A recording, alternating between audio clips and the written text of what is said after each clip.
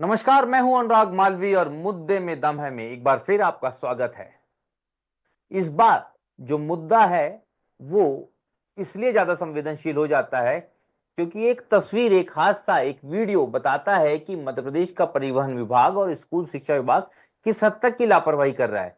आम लोगों की जान के साथ साथ बच्चों की जान के साथ किस तरह खिलवाड़ कर रहा है। दरअसल भोपाल में एक हादसा हुआ जिसमें एक कई महीनों से अनफिट बस सड़क पर दौड़ती रही। इसमें स्कूल बच्चों की सवारी करवाई गई और उसी बस ने कई लोगों को कुचल दिया और एक युवती की मौत हो गई। जब इस घटना का वीडियो सामने आया उसके बाद में पूरे प्रदेश से INA 24x7 की टीम ने हकीकत जानने की कोशिश की कि वास्तव में क्या इस तरह की बसें पूरे प्रदेश में चल रही है। तो निश्चित रूप से तस्वीर यही सामने आई। पूरे प्रदेश में धड़ाधड़ सड़कों पर यमदूत बनकर अनफिट बसें दौड़ रही है और इसमें स्कूल बसें भी शामिल हैं। और यही कारण है कि हमको इस मुद्दे पर एक गंभीर चर्चा के लिए जुड़ना पड़ा। हमारे साथ जो मेहमान जुड़े हुए हैं, सबसे पहले हम उनसे परिचय कराते हैं। हमारे साथ में अजय सिंह यादव जी जुड़े हुए हैं, भारतीय जनता पार्टी के प्रवक्ता, और साथ में हमारे साथ में कांग्रेस के प्रवक्ता विक्रम चौधरी जी और अन्य मेहमान जुड़े हुए हैं। आप सभी का हम यहाँ स्वागत करते हैं। चर्चा को शुरू करेंगे, लेकिन ठीक उसके पहले हम आपको दिखाते हैं अलग अलग शहरों की हकीकत कि वास्तव में मध्य प्रदेश में किस तरह से दौड़ रही हैं सड़कों पर यमदूत बनकर अनफिट बसें। राजधानी भोपाल में जो है चेकिंग अभियान शुरू हो चुका है और इस वक्त हम स्कूल बस में मौजूद हैं। यहाँ आपको सेफ्टी नॉर्म्स हम दिखाएंगे कि किस प्रकार की सेफ्टी यहाँ पर दी गई है। आप देख सकते हैं कि बाकायदा ये जो स्कूल बस है जिसमें सैकड़ों बच्चे जो है सफर करते हैं, इसमें अग्निशमन यंत्र है। उसकी एक्सपायरी डेट हम देख सकते हैं 5/1/26 की है।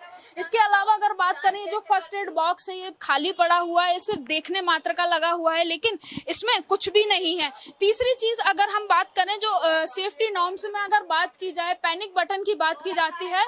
ये जो पैनिक बटन होती है, हम उनका भी आज टेस्ट करेंगे। ये जो पैनिक बटन है, ये देखिए, इसको अगर हम दबा रहे हैं लेकिन कोई भी यहाँ पे आवाज नहीं आ रही है। यानी ये कहने के लिए ये जो है सिर्फ 100 पीस जो बटन है यहाँ पर लगाए गए हैं। तो ऐसा माना जा सकता है कि सुरक्षा की दृष्टि से कहीं ना कहीं अभी भी जो बसें हैं, भले फिटनेस उनके पास है या फिर उनके पास लाइसेंस है या फिर इंश्योरेंस है, लेकिन बाकी और सारी चीजें नहीं है। राजधानी भोपाल में हुए बस दुर्घटना के बाद कहीं ना कहीं अब फिर से जो है परिवहन का चेकिंग अभियान जो है शुरू हो चुका। वहीं इस वक्त हम एक बस में मौजूद है। यहाँ हम यात्रियों से बात करेंगे कि वो कैसा महसूस करते, क्योंकि रोजाना उनको कहीं ना कहीं बस से सफर करना पड़ता है। सर, आप रोज बस से जो है सफर करते, कहीं ना कहीं बसों की हालत बहुत खराब है, तो क्या आपको डर नहीं लगता? लगता है सर। फिर भी आप बस से ही ट्रेवल करते हैं? हम तो सभी को ट्रैवल करेंगे सर। सर, बस की फिटनेस को लेके आपका क्या कहना है? डर डर तो लगता है, लेकिन क्या है, तुम ड्यूटी करना है तो आना जाना तो पड़ता ही है। पे जब हम राजधानी भोपाल की अलग अलग सड़कों पर निकले, आप देख सकते हैं PUC है जो प्रदूषण की जांच करता है दूसरी गाड़ियों की। लेकिन जब हमने इनसे डॉक्यूमेंट मांगे, जो दूसरों को डॉक्यूमेंट्स देते हैं, लेकिन इनके पास खुद के पास डॉक्यूमेंट नहीं है। इनका कहना है कि हम आपको कागज क्यों दिखाएं। तो एक बड़ा सवाल उठता है कि कहीं ना कहीं जो दूसरों को सर्टिफाइड करते हैं, लेकिन वो वाहन ही कुछ सर्टिफाइड नहीं है। कैमरा पर्सन नितिन के साथ अंजलि सिंह, NS 24x7 भोपाल। भोपाल में हुए सड़क बस हादसे के बाद प्रदेश के मुख्यमंत्री डॉक्टर मोहन यादव ने सभी बसों की जांच करने के आदेश दे दिए। साथ में आदेश ये भी दिए कि कोई भी बस बिना फिटनेस और बिना परमिट के नहीं चलेगी। देखना ये होगा कि ये वादा कितना काम कारगर होगा। हालांकि हम रियलिटी चेक करने आ पहुंचे हैं मंडला बस स्थानक पर, जहां पर आप देख सकते हैं कि मंडला जाने वाली एक बस खड़ी हुई है और उसका फिटनेस क्या है इसका जानने का प्रयास करेंगे। साथ में आम यात्रियों से भी हम चर्चा करने का प्रयास करेंगे। सबसे पहले ड्राइवर से जानेंगे कि क्या स्थिति है, ये बस की पोजीशन क्या है, मतलब कितने साल पुरानी बस है? ये हो गई करीब 8-9 साल। ये जो बस चल रही है इसके बारे में कुछ जानने का प्रयास किया आपने कि मतलब ये बस कहाँ कितने साल पुरानी है, इसका फिटनेस है या नहीं है? ये नहीं जाना। तो देख सकते हैं कि आम यात्री को इससे कोई मतलब नहीं रहता कि बस कितने साल पुरानी है, वो फिटनेस है या नहीं है, परमिट है या नहीं है। लेकिन वर्तमान में जो बस नज़र आ रही है वो ये कहते हुए जरूर नज़र आ रहे हैं कि हमारे पास सारी चीज़ें वो फाइलों में। हम आज बसों का रियलिटी चेक कर रहे हैं और इसमें ये जानने का प्रयास कर रहे हैं कि जो परमिट और जो फिटनेस दिए जा रहे हैं बसों को, क्या वो तर्क संगत हैं या नहीं है। तो देख सकते हैं कि ये जो बस है MP 20 PA0687। ये एक बस है और इसका अगर हम वास्तविक स्तर पर जाएं तो देख सकते हैं कि इनकी हालत क्या है, किस प्रकार की ये हालत है।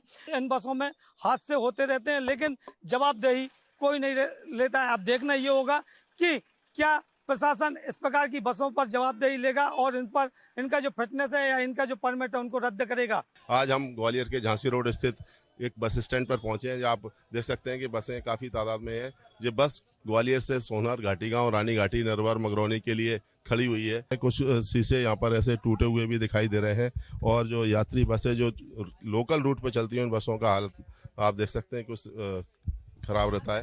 तो यात्रियों के साथ जो वो होता है बिल्कुल ठूस ठूस के सवारियाँ बनती हैं। हाँ, खूब भरते हैं ठूस ठूस के, वही उनको तो किराए से मतलब है। आरटीओ द्वारा फिटनेस और इंश्योरेंस देखा जाता है, उसमें केवल औपचारिकता होती है, रस्म अदायगी होती है। इस बस की भी हालत आप देख रहे हैं, खंडर हालत में है, लेकिन रूट पर रोज चल रही है। यात्रियों को सुविधा से मतलब नहीं है, उन्हें अपने किराए से मतलब है और 32 सीटर को बस को 50 से 55 तक भर लिया जाता है। यही दुर्घटना का कारण भी बनता है। कैमरामैन अजय उपाध्याय के साथ जावेद खान, INS न्यूज़ ग्वालियर। तो हकीकत हमने इसलिए पहले दिखा दी कि सिर्फ एक बस दुर्घटना नहीं, आने वाली बस दुर्घटनाओं को रोकना है और ये तस्वीर बता रही है कि इसके लिए कितने जरूरी कदम उठाने की आवश्यकता है। चलिए मेहमानों के पास चलते हैं जो हमारे साथ जुड़े हुए हैं। अजय सिंह यादव जी हमारे साथ जुड़े हुए हैं, साथ में विक्रम चौधरी जी, संजय साहू जी और साथ में जुड़े हैं बीपी त्रिपाठी जी। सभी मेहमानों का स्वागत हम करते हैं। अजय सिंह यादव जी के पास सबसे पहले चलते हैं। खूब सारे इंजनों की सरकार दौड़ रही है, नगर सरकार आपकी, शहर सरकार आपकी, राज्य सरकार आपकी, केंद्र सरकार आपकी, लेकिन बसों के इंजनों की हालत खस्ता, ब्रेक फेल और दुर्घटनाएं सामने। अजय जी, एक दुर्घटना ने पूरी कलई खोल के रख दी है प्रदेश में बसों की हालत की, क्या कहेंगे? पूरे मध्य प्रदेश में परिवहन विभाग को हिदायतें दी गई हैं कि सभी जगह भारी वाहनों की फिटनेस परमिट को लगातार चेक करें और सड़कों पे अगर कोई भी वाहन ऐसा दिखाई देता है जिसकी फिटनेस ना हो, परमिट ना हो, तो उनके ऊपर तत्काल कार्रवाई करें। ये सरकार की दृढ़ इच्छा शक्ति है जो चाहती है कि सड़कों पे जो भी बसें चलें वो सुरक्षित तरीके से चलें, सभी नॉर्म्स को पूरा करते हुए चलें और प्रदेश के नागरिकों की सुरक्षा हमारे लिए सर्वोपरि है। दुर्घटना हमेशा दुखद होती है। जिस परिवार को अपने परिजनों को खोना होता है उनकी पूर्ति कोई नहीं कर सकता है, लेकिन सरकार के प्रयास लगातार जारी है और भविष्य में ऐसी दुर्घटनाएं ना हो सके इसको भी सुनिश्चित किया जाएगा। सिंह जी ने बात नॉर्म्स की कही कि पूरे नॉर्म्स जो हैं वो पूरे होना चाहिए, लेकिन नॉर्म्स को कितने नॉर्मली ले रहे हैं आप इससे समझिए कि लगभग 10 बसों को रियलिटी चेक INS 24x7 की टीम ने किया। ग्वालियर, जबलपुर, सतना, भोपाल में 10 में से 10 बसों में नॉर्म्स कंप्लीट नहीं थे, एक भी बस परफेक्ट डॉक्यूमेंट्स के साथ नहीं थी। विक्रम चौधरी जी, कितना नॉर्मली ले रही है सरकार नॉर्म्स को, नियमों को, कायदों को? विक्रम जी, ये इस घटना का जब वीडियो हमारे सामने आया, मध्य प्रदेश का हर निवासी और जिसने भी ये वीडियो देखा होगा, इतना रोमहर्षक और हृदय विदारक वीडियो है। इस घटना को जितने संज्ञान में लेना चाहिए, क्योंकि युद्ध का माहौल चल रहा है, इसलिए हम ऐसी अनेक घटनाओं को जो बहुत ही ज्यादा गंभीर हैं उनको संज्ञान में नहीं लेते हैं। इसलिए हम एक तरफ ये नैरेटिव भी चलाते हैं हमेशा कि युद्ध हो या धर्म के प्रश्न हो, ये आम जनता को ऐसे ही रौंदते हैं। इसलिए हम जो राजनीति करते हैं वो उन मुद्दों की राजनीति करते हैं जो मुद्दे सीधे तौर पर जनता से जुड़े रहते हैं। उनके सुख दुख में उनके जीवन को स्पर्श करते प्रश्न हम उठाना पसंद करते हैं, ना कि कोई काल्पनिक मुद्दा। इसी संदर्भ में इस मुद्दे को देखा जाए तो इतनी हृदय विदारक घटना है कि मैंने जब से वीडियो देखा है तब से मैं स्वयं अपने स्तर पर इतना विचलित हूं कि सामान्य होने में अभी मुझे लगता है समय लगेगा।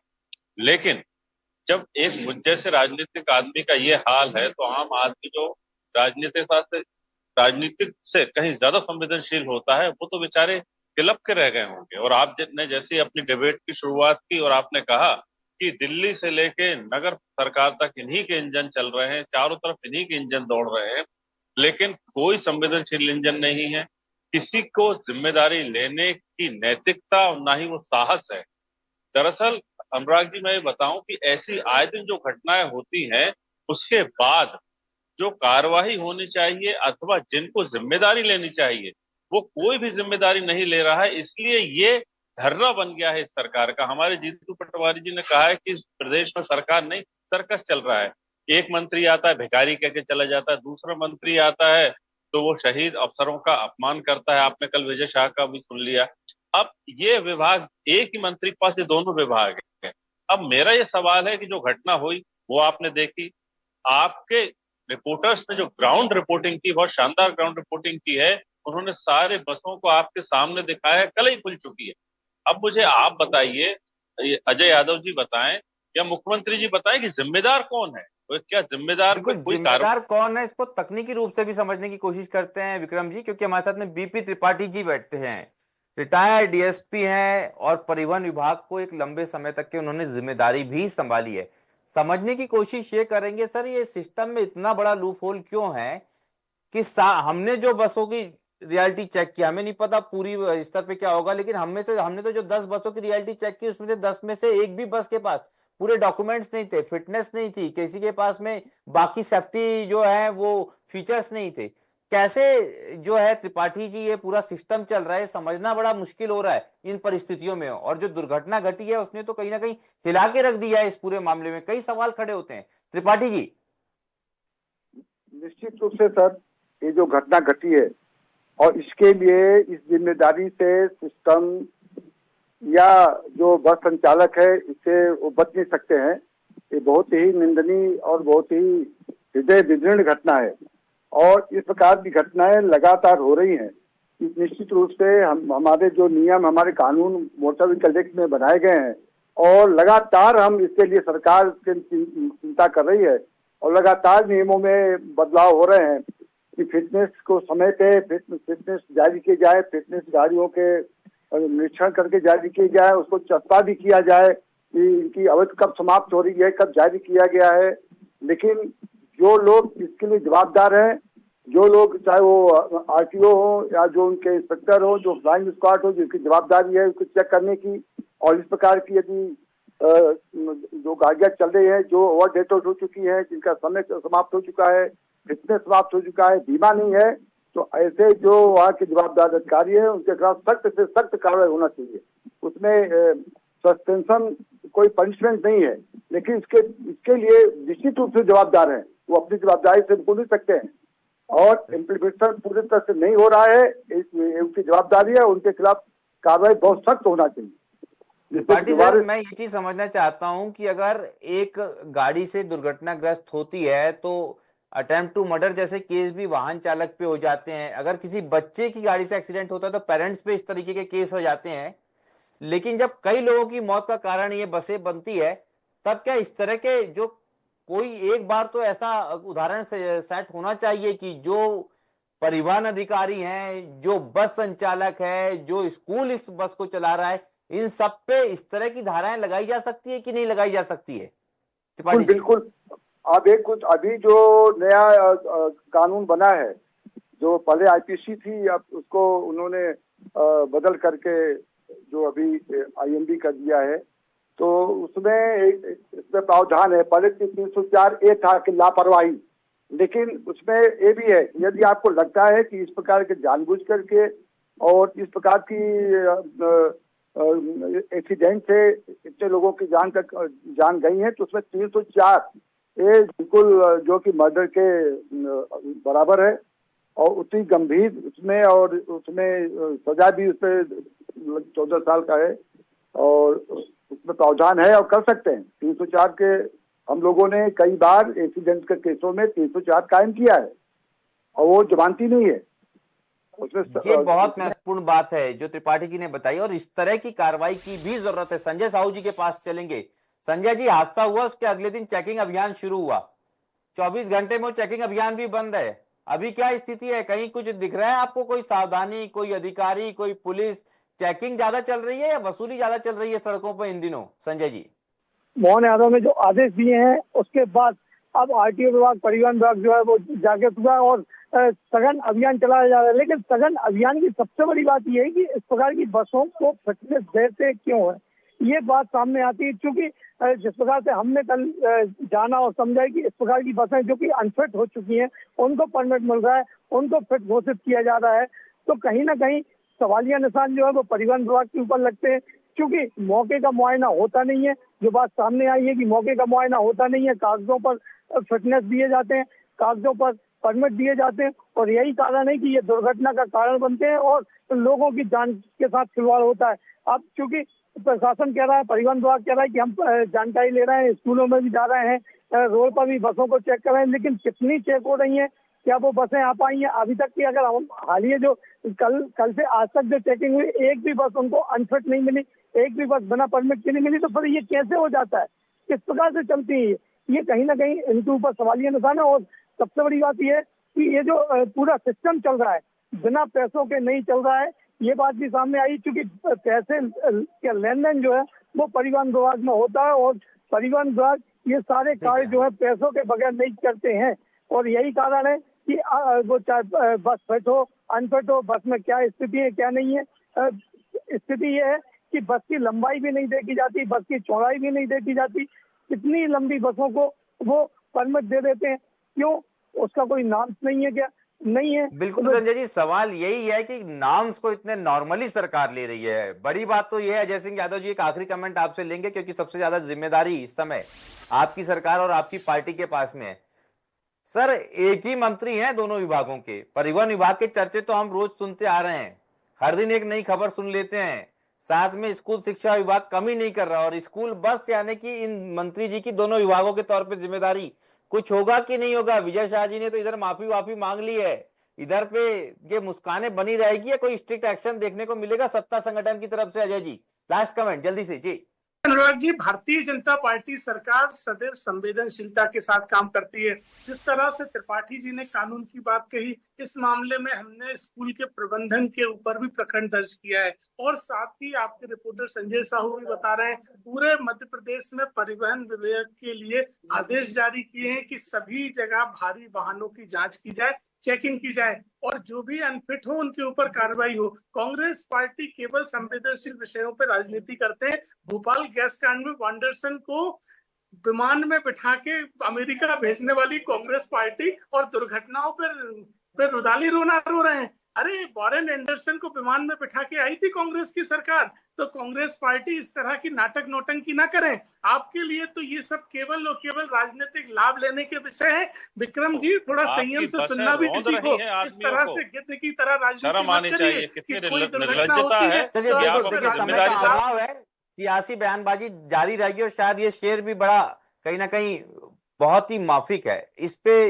पूरी तरह बैठता भी है कि सियासतदान इस तरह आवाम पे एहसान करते हैं, पहले आंखें चीन लेते हैं और फिर चश्मे दान करते हैं। हादसे हो जाते हैं, उसके बाद चेकिंग होती है, 24 घंटे 48 घंटे एक अभियान चलता है, और उसके बाद फिर वही ढर्रा, वही दुर्घटनाएं, वही यमदूत के रूप में दौड़ती अनफिट बसें। इस सिस्टम को बदलना होगा, और इस सिस्टम को बदलने के लिए कड़ी कार्रवाई की जरूरत है। जिस तरह का ये घटनाक्रम एक भोपाल में घटा है वो कहीं और ना घटे। उम्मीद है कि इसके लिए एक बार फिर सजगता दिखाएगा परिवहन विभाग और स्कूल शिक्षा विभाग, साथ में ट्रैफिक पुलिस भी, जो हर जगह मौजूद रहती है, लेकिन उद्देश्य क्या होते हैं हम सब जानते हैं। चलिए, अपने मेहमानों का धन्यवाद करते हैं। अजय सिंह यादव जी हमसे जुड़े, आपका धन्यवाद। बीपी त्रिपाठी जी, आपका धन्यवाद। साथ में विक्रम जी जुड़े, आपका धन्यवाद। और संजय जी, आप सभी मेहमानों को करते हैं धन्यवाद। मुझे दीजिए इजाजत, नमस्कार।